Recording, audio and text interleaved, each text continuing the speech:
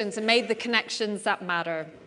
And I think we're all agreed if growth is the mission of this government, investment is the solution, and we need to have openness and innovation to make that happen. So without further ado, I am absolutely delighted to introduce our final session, and in conversation with the Senior Cabinet Minister, which we can now reveal. I'm waiting for the water to be filled, to have that signal that all is in hand. And without further ado, I'm absolutely delighted to invite up to the stage the CEO of Scottish Power, Keith Anderson, who I'm hoping is waiting in the wings and about to emerge. And there he is, with phenomenal shoes as always, Keith. So nice to see you. Welcome. And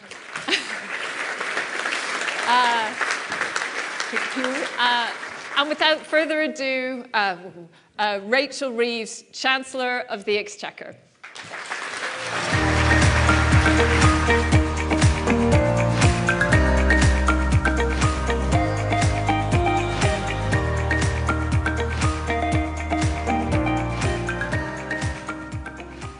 Right, fantastic. Welcome, Chancellor. Welcome, Rachel. Thank you to everybody for joining us. So we're going to do a bit of a Q&A and a chat between myself and Rachel. Then we're going to hand it over for 2 or 3 media questions, and then 2 or 3 questions for the audience. So get your thinking caps on, please. And if you think I've failed to ask the right question, and you think the media's failed to ask the right question, feel free to go for it yourself. Okay? And then we'll wrap up. So, lots been going on. It's been a busy few months. It's only been 5 months. Not even 5. Not even 5 months, which is quite remarkable. Obviously, during particularly the last 2 months, there have been kind of 3 key moments in terms of the big investment summit, where there was a lot of talk about growth and getting that inward investment. There's been the budget, and then obviously recently also your Mansion House speech, where you've talked about pension reform and again about investment in the future of the economy. So when you look at those 3 big set pieces, when you look at them together, what are your reflections on how you've approached it? How well do you think we in the media have understood the messages that have come out for it? And then maybe even more importantly, how is it we and you should measure success coming from those events and those promises and those pledges and those plans? Well, thank you very much, Keith, and thank you to Rain and the team for inviting me along today to your conference. The first thing that I did as Chancellor in that first week was to announce a number of things that we would be doing to grow the economy. So in the first week, we announced reforms to the planning system, and we called in a number of planning decisions on data centres, on wind farms and on housing. We ended the effective moratorium on onshore wind, and I announced a review of the pensions system to try and unlock that long-term patient capital so that start-up and scale-up businesses can grow and stay in Britain. But also in that first week, I said that we were looking at the public finances and the inheritance that I faced as Chancellor of the Exchequer. And I think everybody knows that that inheritance was pretty dire in terms of the black hole in the public finances. And so at the budget in October, I did have to make a number of difficult decisions. But if I hadn't have made those difficult decisions, then we wouldn't have been able to bring the stability back to the economy that is desperately needed. And sort of think about the people who are here today, and there will be times when you've gone into a business, perhaps as chief executive or as CFO, and you've found that the sums don't really add up and that you need to take quite drastic action to put the company that you work for back on a firm footing. And that's what I did in the budget in October. And we have now drawn a line under the inheritance that I faced. Public finances are now on a firm footing, and also our public services are funded in a proper way. And we've now set the envelope for those public services for the rest of this Parliament, which means we're not going to have to come back for more. And I guess that's the other thing, that in the budget in October, there's sort of three things that I could have done. I could have continued to sort of fiction and try to wipe it under the carpet. I could have said, well, I'll do a bit now to put the public finances on a firm footing, and I'll come back next year and do the rest of it, or I'm going to do it all at once. And again, thinking about the jobs that you do and the businesses that you run, I think all of you are probably most proud of the times when you've actually dealt with the problems you faced, and that you're pleased that you've done that early in the job so that you can then move forward. And that's what I did in the budget in October. Now, look, there's a lot of feedback about the budget, and I expect I'll hear more of it in the room today. I've heard a lot of feedback. What I haven't heard are many alternatives.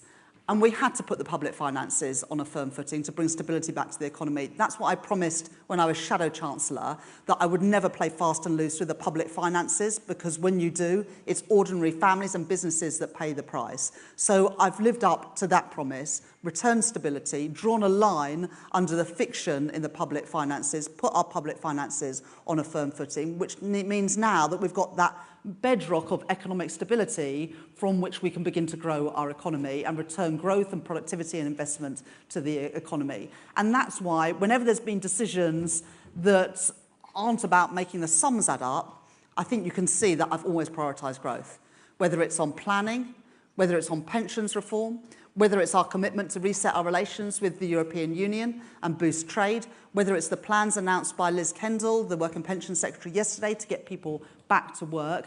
We are determined to grow the economy and to work in partnership with business to do that. So yes, we've had to make some difficult decisions, but that provides the stability and the platform that we need to move forward. But at the same time, through Mansion House, through the Investment Summit, and indeed those decisions I made in my first week as Chancellor, are about beginning to unlock that investment that is vital to turn around the poor productivity and growth performance that we've seen this last decade or so. So, look, thank you. Come back to the last part of the question. What is it people should be looking for in terms of it starting to work? What are going to be the first signs of it starting to work? That in the end, you're going to judge us on whether the economy grows. And the economy will only grow if that vital ingredient of investment returns. And our investment performance, both public and private investment as a share of GDP, has lagged behind our competitors over a number of years now. And we need to bring that investment back to Britain. That's why the International Investment Summit was so important. £63 billion of investment into Britain. That investment could go to any country around the world. Investors chose Britain as the place to put that investment, whether it was in new data centres, investments in technology, investments in clean energy, investments in life sciences or creative industries. In a range of sectors, big investors chose Britain at that summit. And I want you to judge this government on our number one mission, which is to bring growth back to the UK economy. We can't do that overnight. If I had promised that during the election campaign, if I promised that in my first couple of months in the job, you'd say that's unrealistic. But over this Parliament, we're going to return investment, we're going to return growth to the economy, because in the end, that's the only way to ensure that Britain is competitive, to ensure that we punch our weight in the world, to improve living standards for working people, and to properly fund the public services that I want to see improved as well. All right, thank you. So, you've mentioned the budget. You'll read the media, listen to the news. We're in a room full of business leaders, so it's probably quite likely there are a number of people in here thinking in some ways some of the measures announced in the budget are actually going to make it more difficult for growth. How would you respond to that? I'll come back to that point about the options that I faced. I don't think anyone in this room would deny that there was a big black hole in the public finances. We can see that every month when public finance data is published, that government spending is running well ahead of the forecasts that the Office of Budget Responsibility put out in March this year. And the reason why government spending is running ahead is that the previous government did not put out there in the public domain all of the spending that was happening. And so we had to wipe the slate clean and ensure that our public finances were on a firm footing and that our public services were properly funded. And if I hadn't have done that, I'm afraid that we would have had a return to the instability and the uncertainty that has plagued our economy for far too long.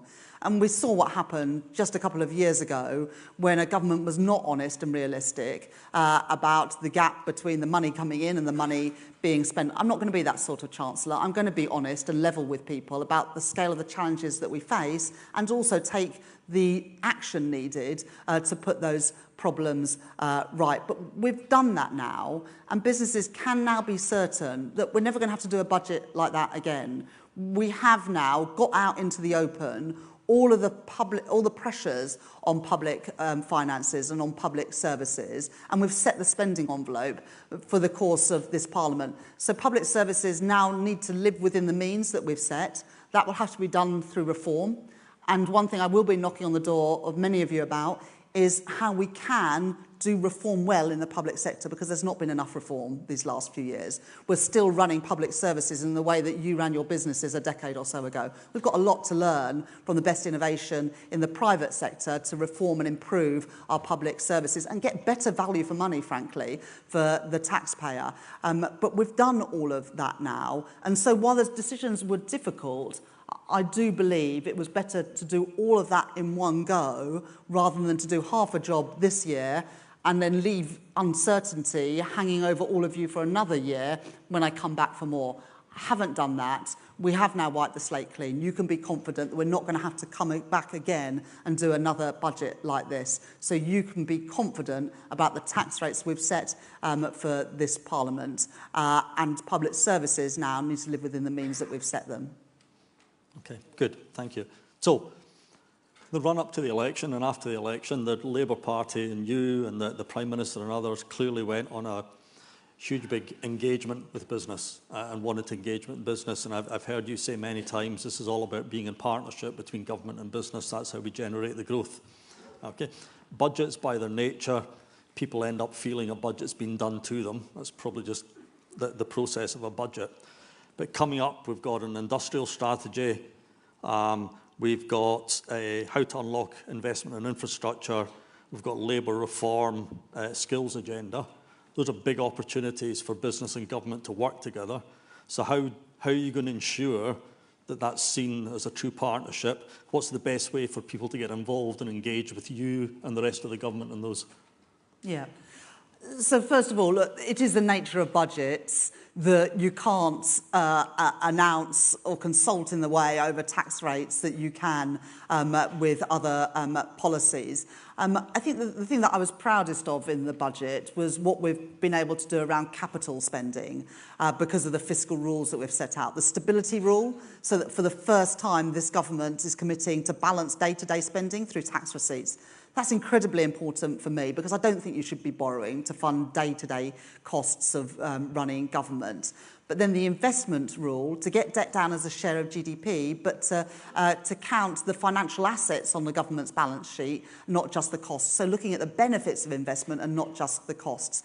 And that has unlocked £100 billion additional capital spending during this Parliament that we wouldn't have otherwise have seen. And that will be spending on energy projects, on transport projects, on R&D and technology, and also ensuring that our hospitals and our schools are properly maintained. And if we hadn't have done that, public sector net investment as a share of GDP would have fallen from around 2.5% to 1.6%. And instead, it will stay at those levels of around 2.5% for the duration of this Parliament. I think that of all the things we did in the budget, that has the potential to have the biggest impact on crowding in private investment and improving our infrastructure so that we can compete globally on energy projects, transport projects, and data and technology and much more besides. But in those other areas, the modern industrial strategy, we've already announced the chair, Claire Barkley from Microsoft. We've been making more announcements about the composition of that Industrial Strategy Council in June. due course. We are now consulting on the 8 priority areas for the modern industrial strategy. I'm doing that in the Treasury for financial services, but in all of the other areas, whether it's advanced manufacturing, life sciences, the energy sector, we're consulting now ahead of publishing that industrial strategy next year. We are legislation, the second reading of the business rates bill is happening today, but over the course of this year we'll be consulting over the business rates reform. We were already at this budget able to put in £1.6 billion to stop there being that cliff edge of business rates relief, but we want to make sure that the system is fairer and works well, particularly for retail, hospitality and leisure, and also for our smaller businesses. As I said, Liz Kendall has announced plans to get more people back to work on that, and also on making work pay. We will continue those consultations to make sure that we get the policy right, because I'm a firm believer that whilst government can legislate, it's going to be up to business to make those investments to help grow the economy, and we have to work in partnership.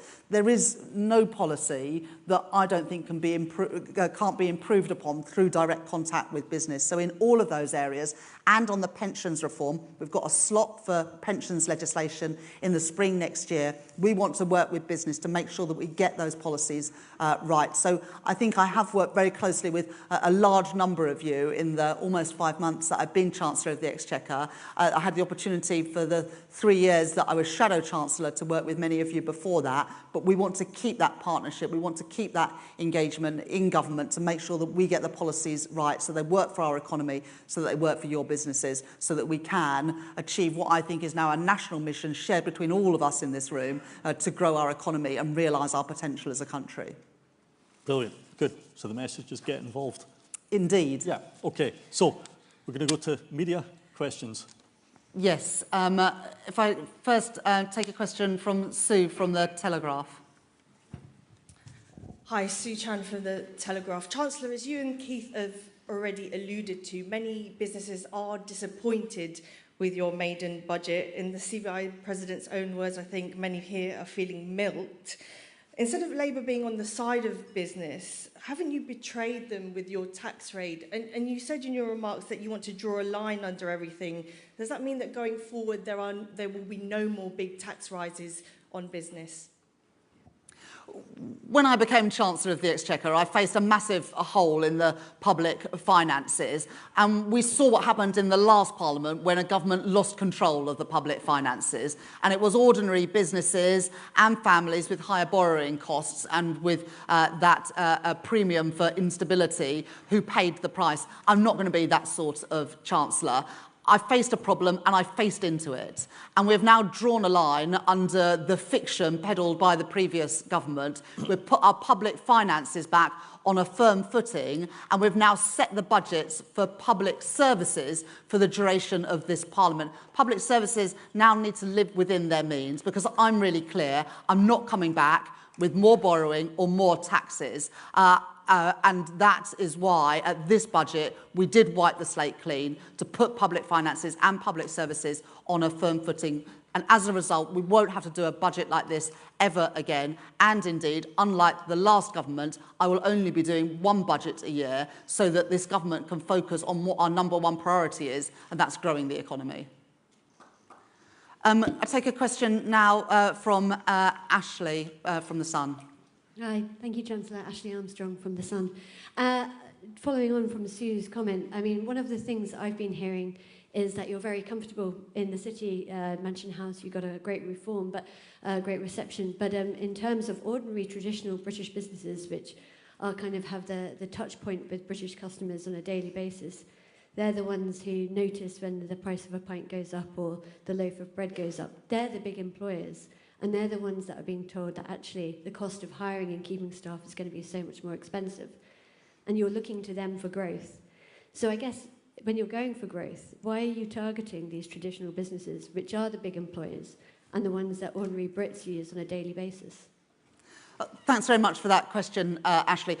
I'm not immune to the challenges that business face, including the challenges from higher taxes. But the alternative was instability hanging over us for another year, with people asking, and rightly so, the question, well, how are you going to make your sums add up? The sums now do add up after a number of years when, frankly, they didn't. We've brought out into the light everything that was being covered up by the previous government so that businesses can be confident that we now have our sums adding up. And I'll just also say this. On national insurance contributions, the increase in the employment allowance from £5,000 to £10,500 means that 1 million small businesses, half of all businesses, are paying either less national insurance or the same national insurance as they were before the budget, because you can now employ more people, have a higher wage bill before you start paying national insurance at all. And those small businesses, therefore, have a chance to grow and to take on more workers. And from April, you'll be able to employ the equivalent of 4 people at the national living wage full-time before you have to pay any national insurance whatsoever. And so this budget did look at how we could support smaller businesses. Now, I do recognise the challenges that businesses will face, but we had to make sure that the sums added up. Otherwise, we would be in a situation where the cost of borrowing would continue at elevated levels rather than the falls in interest rates that we saw the week after the budget, and where businesses would continue to put back investment not knowing what government's plans were.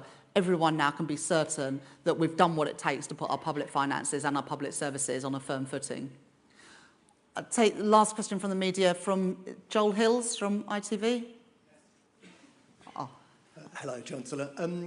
I wonder about unintended consequences, talking to some firms, and there's a mix of views I sense from businesses actually about your budget, but it is quite clear that some firms in some sectors do feel they're exposed in perhaps a way that you didn't intend. The CBI says that it surveyed businesses and half of them plan to let workers go as a result of your budget. Will you rethink any of the measures that you've announced? It's really important that the sums add up.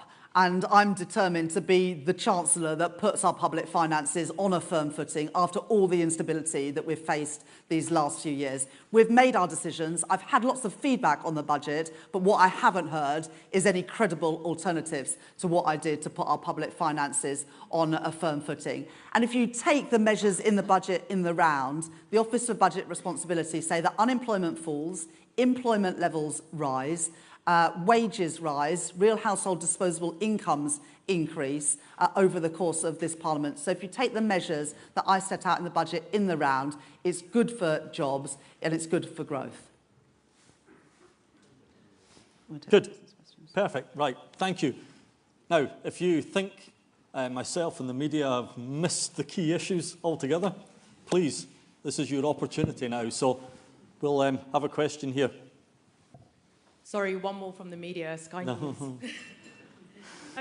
Chancellor, you say you won't be coming back for more, that the spending envelope has been set, but under your current plans, some departments after this year will experience real terms cuts to their budget. So are you fine with that?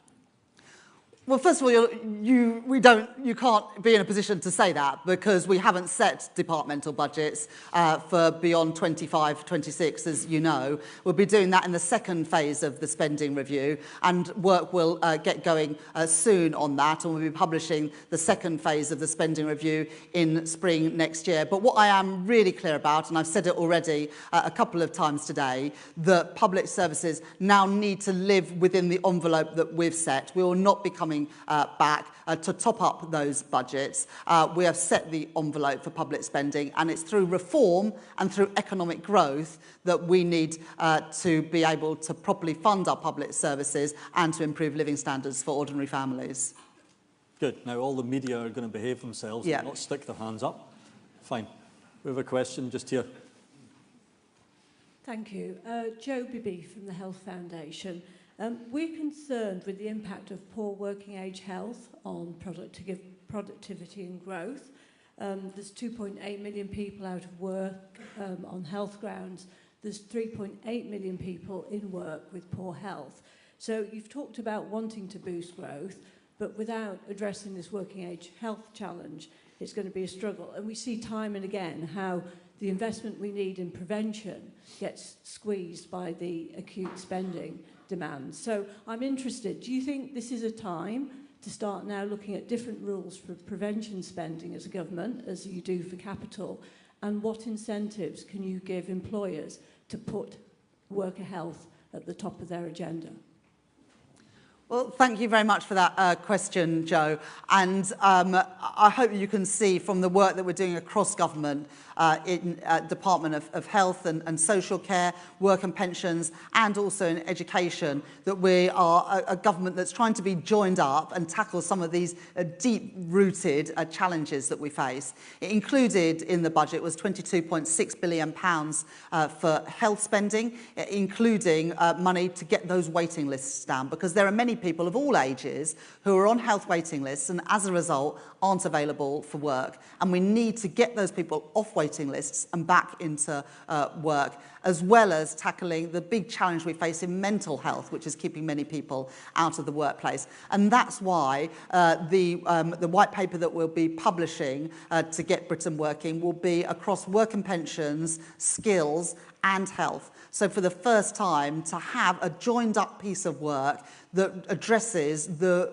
myriad reasons for that rising sickness bill and taking a cross-government approach to help people stay in the workplace, as you rightly say, but also help people get back to work through both skills and health interventions to make that possible.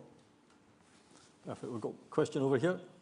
Thank you. Natasha Thomas from Sage, a UK FTSE technology company. We welcome the announcement in the budget that the government's National Technology Advisor is now going to move ahead and lead a review on barriers to adopting technology. So will the government take this opportunity now to move quickly towards a really ambitious strategy for the UK to become a highly digitalised economy? So, for example, setting targets for cloud and AI adoption, but also aligning with Asia and Europe to move towards e-invoicing, which leads to faster payment, better access to finance, and ultimately actually easier sustainability reporting for UK SMEs.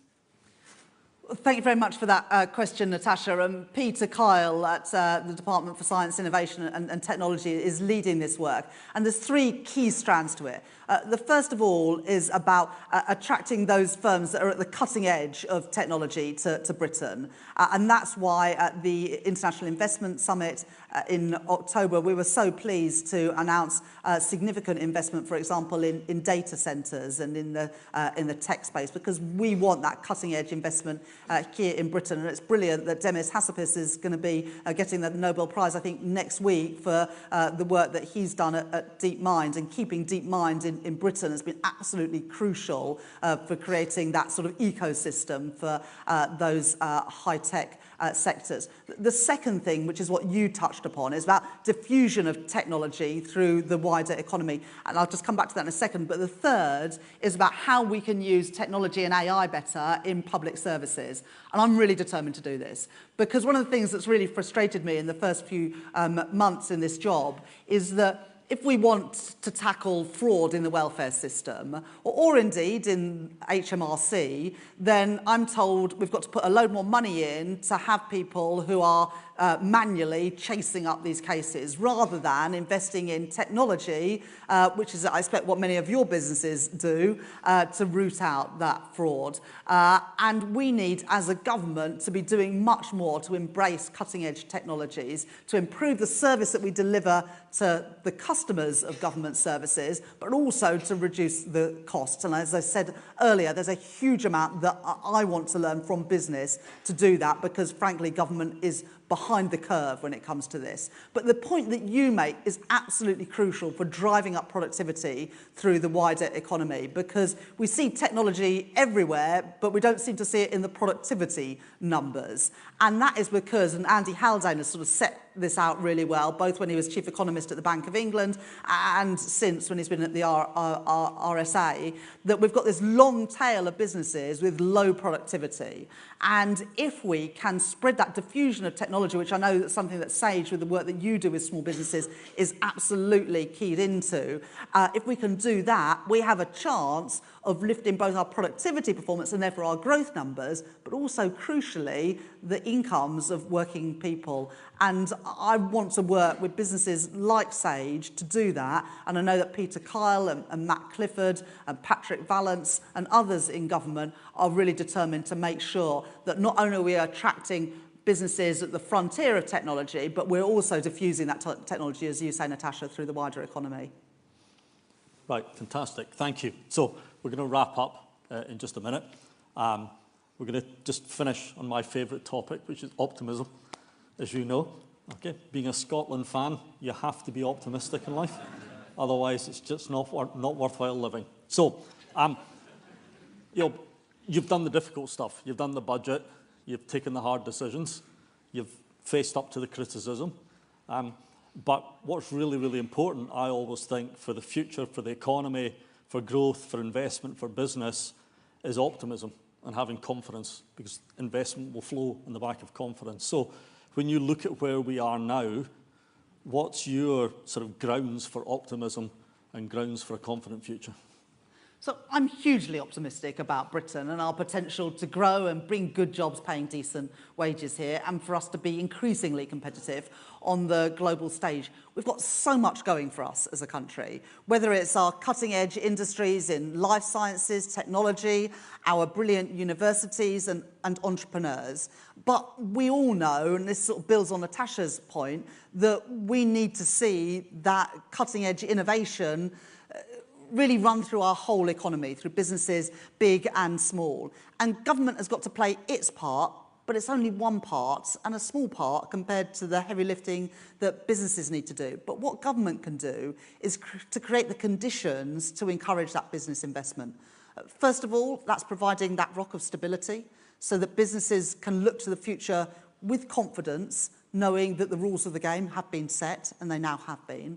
But also the work that we can do to remove those barriers that are stopping you for investing, whether it's because it takes too long to get things through the planning system, whether it's because as an entrepreneur you find it much easier to raise finance in the US than you do in the UK, and so you gradually shift towards the US rather than listing and keeping your intellectual property here in the UK. Whether it is struggling to access the skills, either because, as Joe says, there are too many people trapped out of work because of sickness and ill health, or because we're not open enough to global talent from around the world. And it's my job as Chancellor to really corral the whole of government to be thinking every day about what we can do to remove the barriers that stop investment or delay investment into Britain. And whether it's the announcements that I made in my first week as Chancellor on planning and pensions, whether it is the £63 billion that we brought in at the International Investment Summit, whether it's the Mansion House speech and regulating for growth, not just regulating for risk, or indeed whether it's what we did at the budget in returning stability to the economy, this government have already got started in less than 5 months to do the things that I know are necessary for unlocking growth. And I want to work with all of you to fulfil our potential as a country to make this the best place to start a business, to grow a business and to invest in. And together, working together, I know that we can do just that. Brilliant. Thank you. Thank you again for coming along. And if we could all join in saying thank you to the Chancellor.